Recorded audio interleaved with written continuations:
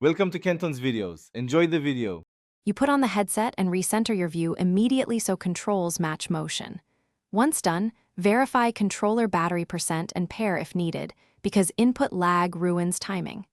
Next, join a server or practice room and select the difficulty that matches your skills. This sets available tools and hazards. Make sure your play area has at least 2 meters clearance to dodge safely. Finally, confirm spawn preferences, so you start near teammates and essential supplies rather than in a risky hotspot. You immediately assign roles and call them out loud so everyone knows responsibilities. This prevents duplicated effort when time is short.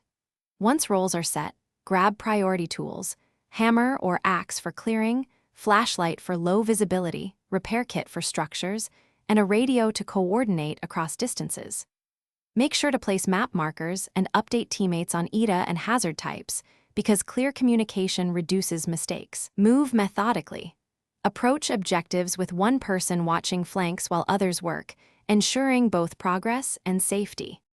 You secure the evacuation zone and stage survivors, or loot in an organized queue so loading goes fast. Timing matters because disasters escalate. Once staged, perform rapid repairs to the evac vehicle or hatch, stash essentials onto the transport, and sync a countdown so every teammate departs simultaneously.